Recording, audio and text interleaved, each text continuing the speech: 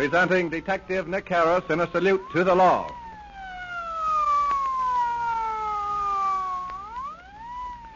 Ladies and gentlemen, we again take pleasure in bringing to you the eminent Los Angeles criminologist and president of the International Secret Service Association, Detective Nick Harris, in another true life story proving to the youth of today the folly of committing crime.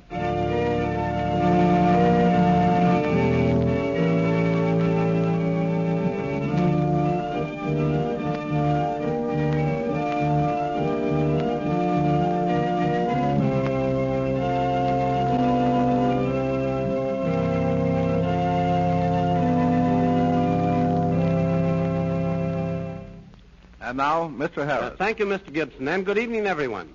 Crimes in the headlines startle us when we read in the daily press articles concerning the activities of a certain class of criminals who prey upon sweethearts in parked cars.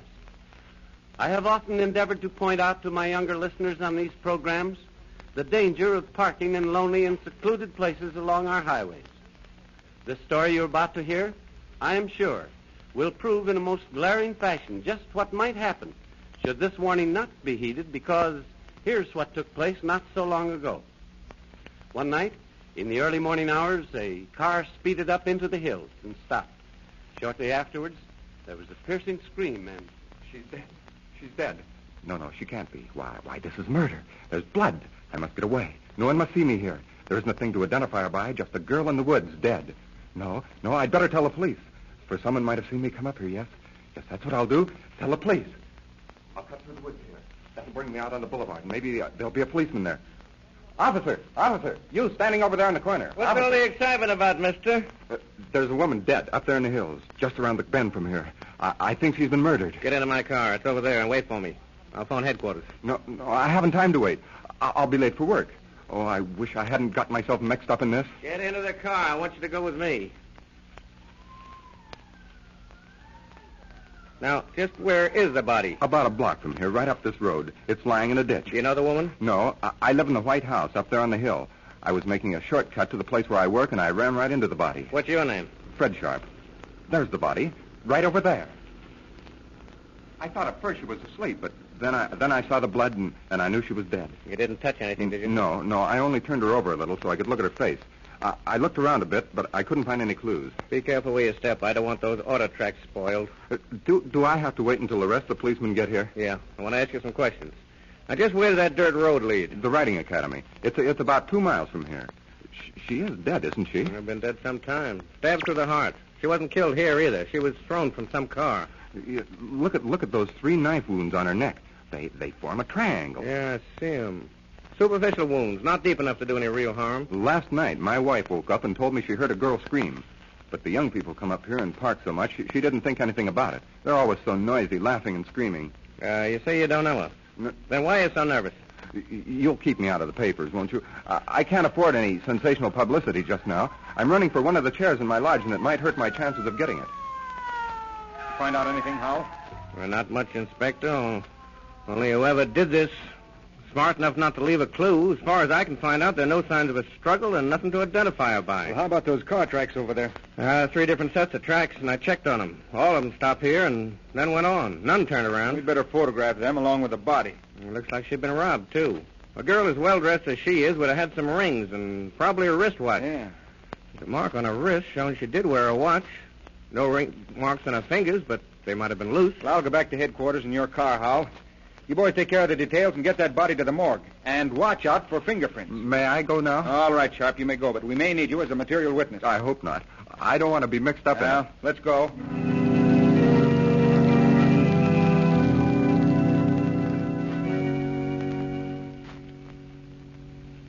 Now, if you'll just come this way with me, Mrs. Bain. Oh, and Lola didn't come home last night. Oh, I was so frightened. But she never stays out all night. Oh, she's such a good girl, and always so happy. Well, I know this is hard for you, Mrs. Bain, and I wish there was some other way. But we must have someone to identify the body. Now, try to be calm. It'll be easier for you. Oh, Lola. Oh, Lola, my baby. My pretty little baby.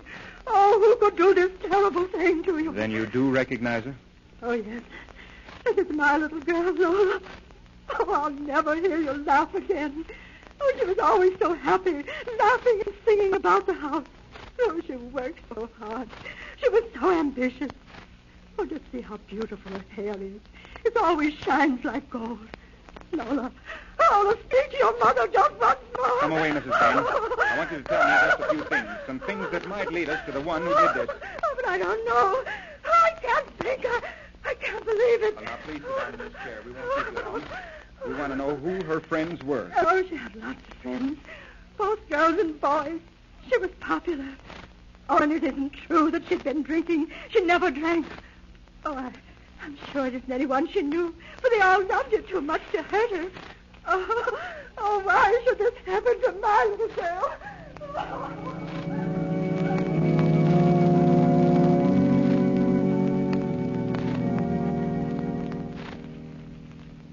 Hello, Thompson. Why so glum? Sit down, Hal, and take a load of her feet. Did Mrs. Bain recognize the body as that of her daughter? Yes, she did. Many more scenes like that, and I'll turn in my badge. Yeah. It's almost as hard on us as it is on the family of the victims. She didn't seem to know a great deal about Lola's affairs. She was in such a hysterical state, I didn't question her long. What do you know? Well, we located one of her girlfriends, a girl who works in the same beauty parlor. Anderson's bringing her in here.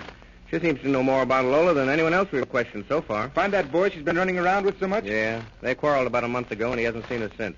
I checked his alibi. Nothing doing there. He's out. Sit down, please. You are... I'm Miss Betty Sparks. Oh, isn't it terrible? Poor Lola. Did you know her well, Miss Sparks? Oh, I should say I did. She was my best friend. And I told her a long time ago she'd better cut out that drinking, that she was headed for trouble. But she only laughed at me. When did you see her last? The night she was murdered. Who killed her? Do you know? Anything unusual happened that night? Nothing unusual. Only, well, you see, a crowd of us had dinner together. And then after dinner went to a dancing place and danced until 12 o'clock. Lola didn't have a date. She just went along with her gang. When we started home, Lola told me she wasn't going, that she had a heavy date for 2 o'clock. That late? Yes. I told her she'd already been drinking too much. The thing for her to do was to go home and get some sleep. She looked like heck in the shop the next morning. Us girls have to look our best, you know. It's part of the business. You can't very well sell beauty creams to a woman if you don't look nice yourself. Did she tell you with whom she had the date? Not at first, for she knew I wouldn't approve. But later she did. Then you know who she had the date with? What was his name? I don't know his last name, but his first name's Carl. Oh? She didn't know him very well, but she was kind of crazy about him. She said he was a very tall, dark, and awfully good-looking. Hmm? She'd only been out with him once or twice, and she said he was kind of fresh. I told her she was a fool to go out with a boy like that, and she said she could take care of herself. I see. He's a railroad engineer. Well, that'll be all for now, Miss Sparks. You may go, but we'll want you later.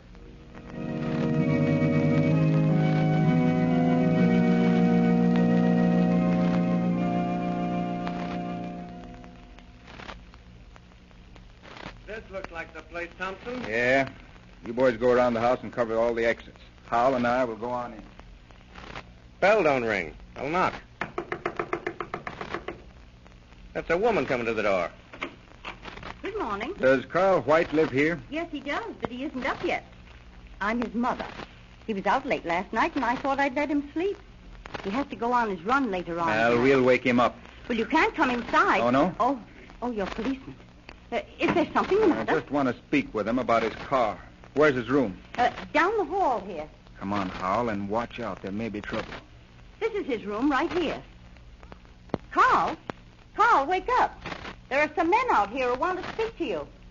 I'll have to go in. He sleeps so soundly. I'll wake him. Carl, wake up. It's Mother.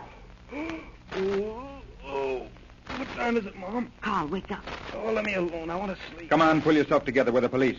I want to ask you some questions. For the police? Yes, get your clothes on and no funny business. Okay. Where's your driver's license? What's over there on the dresser? Get it, Hal. Are you sure you're not in trouble again, Carl? Oh, of course not, Mom. Go on out so I can dress. Oh, I hope so. Ever know a girl by the name of Lola? Sure, Lola Bain. She's a fine girl. Pretty as a picture. She has lots of red gold hair and blue eyes. Sure, I know her. What about her? Take a look at the morning paper. Lola Bain murdered? Well, what do you know about that? I told that girl she'd better watch her step. You seem surprised. Didn't you see yesterday morning's paper? Oh, no, I didn't see a paper all day yesterday. Why do you ask Isn't that yesterday's paper there under the edge of the bed? Oh, well, somebody must have thrown it You there. ever see this knife before? Yeah, that's a good-looking hunting knife. Looks sharp, too. Where'd you find it? It was thrust down between the cushions in your car. Oh, you never found it in my car. I never saw it before. That's your car standing under the palm tree in front of the house, isn't it? Yes, but I always park it there. Well, I found this knife in your car, and the tracks that go up into the hills where the body of Lola Bain was found were made by your car. You killed her with this knife. You might as well come through and tell us about it. You had a date with her at 2 o'clock the night she was killed. You met her in front of the Mason Hotel. She got in your car and drove away with you. It's quick work, boys. I thought I didn't leave a clue. What did you do with her jewelry? Oh, her rings and watch are over there in the top dresser drawer. I kept them to remember her by. She was a swell kid. Where's her hat, her handbag, and her gloves? Well, I dumped them in the ash can in the alley back of the house here. Are these the rings and watch? Yeah. Gee, you fellas think of everything. Why did you cut that triangle on her neck? You made those 3 cuts. Well, I cut them to see she'd bleed. She didn't, so I knew she was dead. Well, after I'd killed her, I stood around and smoked for a while. Then I took her out of the car and dumped her into the ditch. And then I went home and went to bed. Why did you kill her? Had you been quarreling? Well, after I picked her up, we drove up into the hills. Same old thing day after day, year in and year out. I get up in the morning, go to work all day, home at night, and to bed. I guess not home. You're out with your gang every night making whoopee. Oh, well, I have to do something or I'd go crazy. Sometimes I wish I were dead. I wish I was dead right now. Oh, no, you don't. Think of the fun you'd miss. And remember, when you talk like that, you'll be dead a long time. You better hang on as long as you can. Do you want to go home? No. Still, would it care if I died this very night? Oh, I would. I know you wouldn't. You'd forget all about me in less than a week. I don't think my family'd care very much. You are low tonight. Well, of course, you would miss me for a little while, but they'd soon get over it. I'm fed up. I wish I had some poison. I'd take it right now. Why poison? There are lots of quicker ways than that to kick off. Well, what would you suggest? This. Huh, a knife. Where'd you get that hunting knife? Oh, I've had it a long time. It's sharp, too. Here, hold still while I put it up against your cheek. You feel how nice and cool it is? Yeah, the knife would be quicker. Right there below the edge of your dress, where your neck looks so white in the moonlight. Just one swift blow over the heart, and you'd never smile again. Do you want me to do it? You wouldn't have the nerve. Oh, no? No, you wouldn't dare. I dare you. Just one swift, sure blow like this. Oh, no!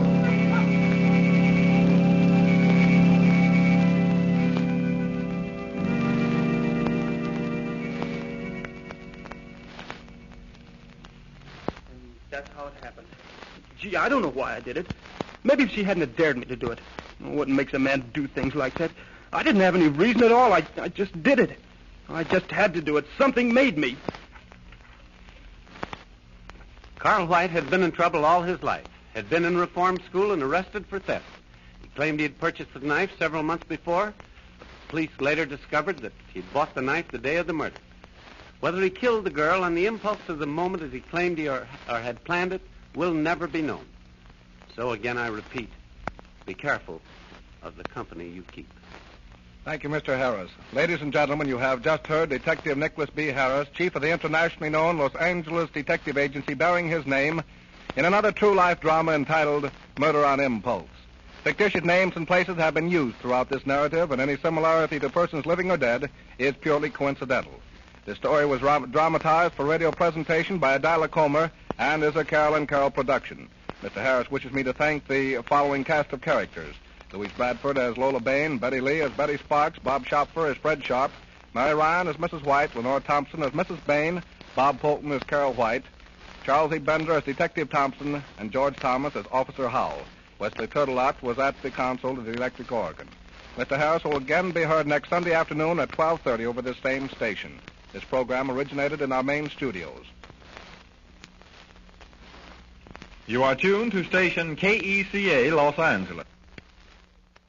Here, I am sure, will prove in a most glaring fashion just what might happen should this warning not be heeded, because here's what took place not so long ago.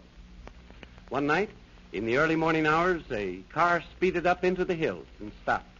Shortly afterwards, there was a piercing scream, and She's dead. She's dead. No, she can't be. Why, this is murder. There's blood. I must get away. No one must see me here.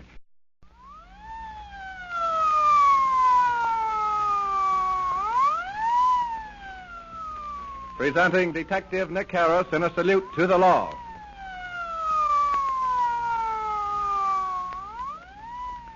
Ladies and gentlemen, we again take pleasure in bringing to you the eminent Los Angeles criminologist and president of the International Secret Service Association, Detective Nick Harris. There isn't a thing to identify her by, just a girl in the woods, dead.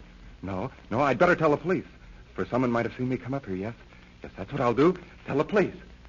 I'll cut through the woods here. That'll bring me out on the boulevard, and maybe there'll be a policeman there. Officer, you standing over there in the corner. What's all the excitement about, mister? There's a woman dead up there in the hills, just around the bend from here. I think she's been murdered. Get into my car. It's over there, and wait for me. I'll phone headquarters. No. In another true life story proving to the youth of today the folly of committing crime.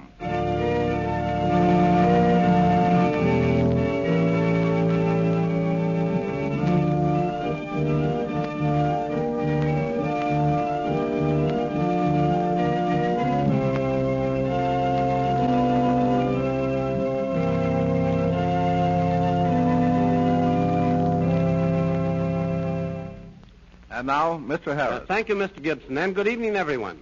Crimes in the headlines startle us when we read in the daily press articles concerning the activities of a certain class of criminals who prey upon sweethearts in parked cars. I have often endeavored to point out to my younger listeners on these programs the danger of parking in lonely and secluded places along our highways. The story you're about to